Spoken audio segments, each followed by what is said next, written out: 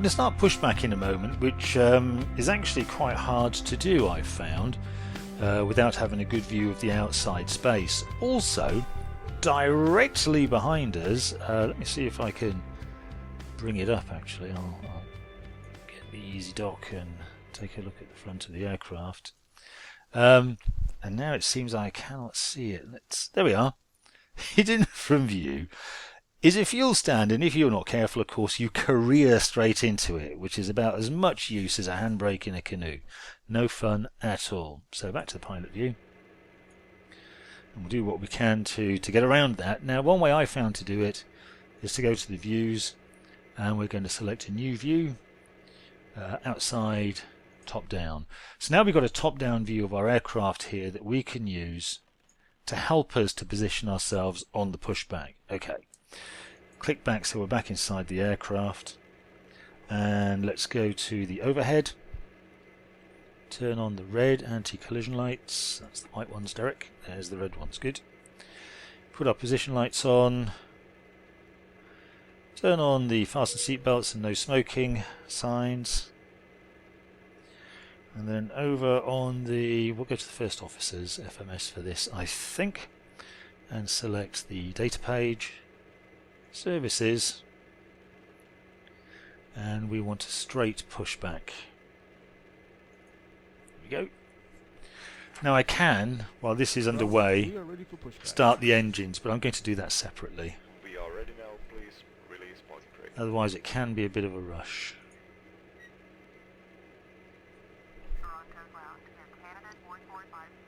Parking brakes released. Closing back now, you're clear to start the engine number 2. As I say, I'll wait for that until we've got ourselves into the pushback position, because it's not too far and we have to do this manually.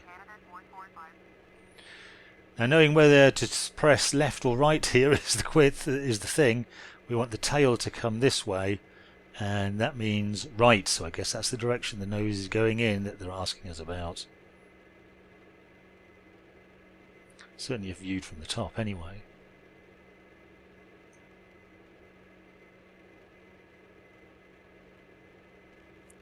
We skillfully managed to avoid the fuel pumps there, and I'll hit the end key now to stop the pushback.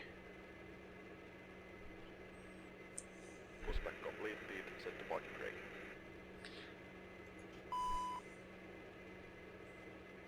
Parking brake set. Can we get clearance at number 1?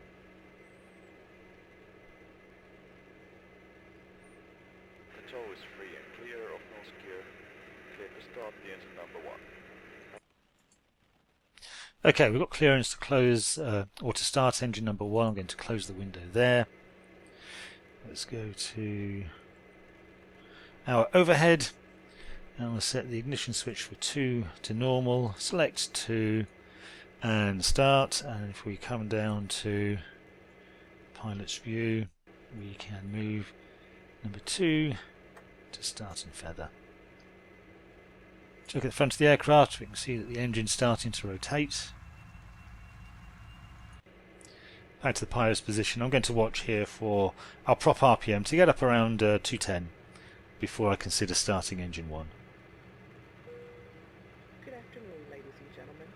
On behalf of our airline, we would like to welcome you on board of our Dash8 Q400. The flight time today will be approximately 2 hours. There we are, we're at 210. That's good to go. Quick look at the overhead. I'll turn the engine 2 ignition to off and ignition 1 to normal. Select engine 1, select start, and quick check that engine 1 starting up as well now, which it is. Good stuff.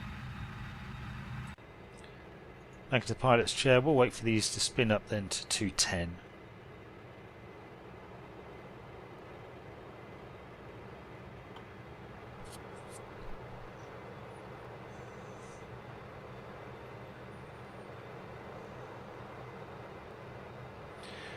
Good to go. Okay, for now we want the condition levers to max. And on the overhead, Two exits are located taxi lights to on, at the back. They are marked with the external power and off, eliminate to escape path markings on the floor.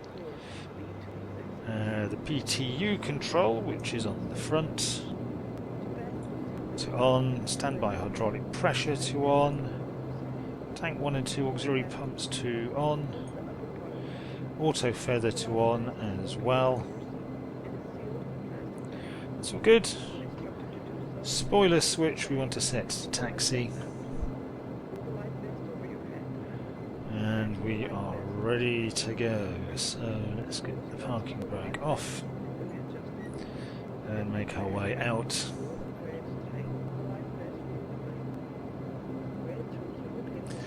While it's getting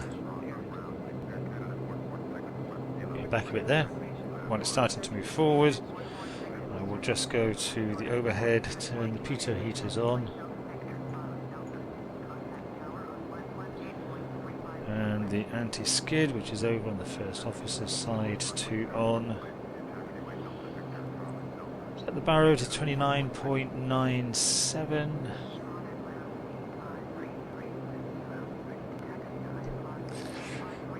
That's all good. Okay. Over to the SCU now. Set the nav source to FMS1.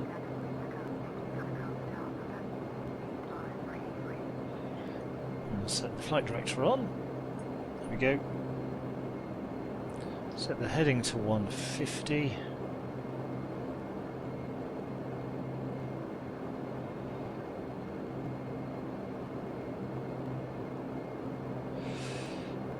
Select heading on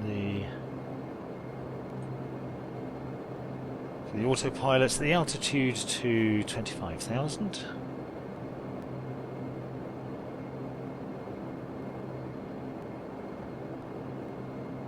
And Alt Cell, of course, the infamous Alt Cell, will select the yaw damper.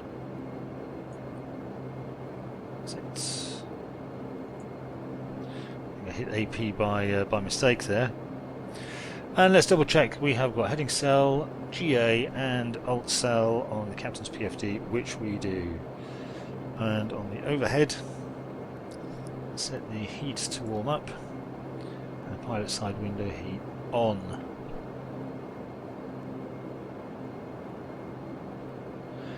Okay, our caution panel should be black, which it is. Set flaps to 10 degrees.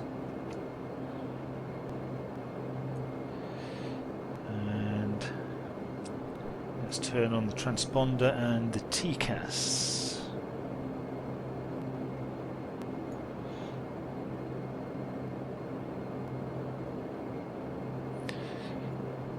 Set the spoilers as they are for now. Actually, let's move us a bit closer to the waypoint for the runway.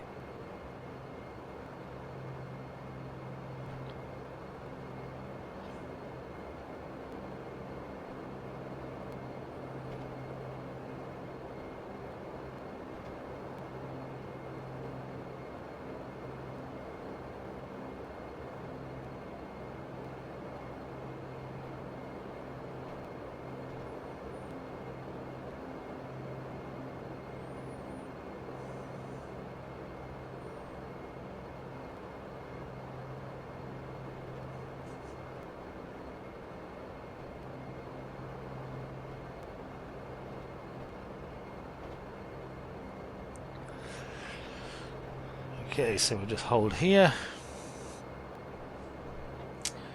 Quick check. Make sure everything's clear. All looking good. Let's go on, line up and wait.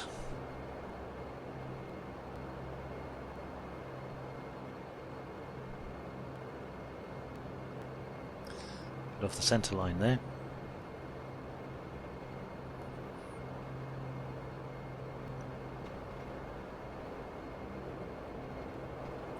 I know when I've flown with Flybe here in the UK that they'll just use the one engine when they're taxiing out and then fire up the second one just as they're about to enter the runway.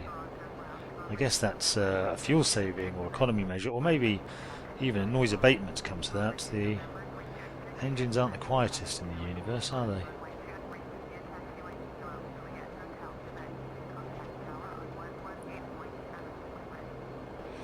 Okay, I think we're possibly in good shape there, so let's come to a stop.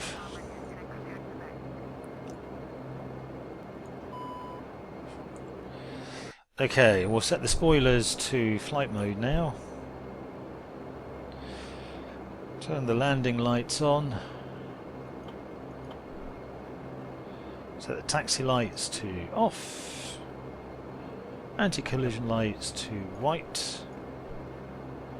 Air conditioning bleed to minimum. Bleeds 1 and 2 to off. Windshield heat to normal. Appears to be hidden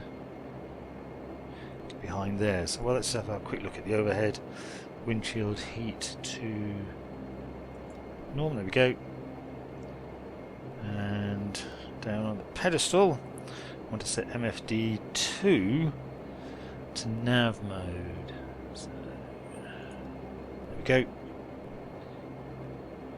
And set the weather and terrain switch on. And finally we'll set the weather radar to on as well. And if we've done that right, we should see a blue screen on the first officer's side, which we do. Okay. So that is all good to go.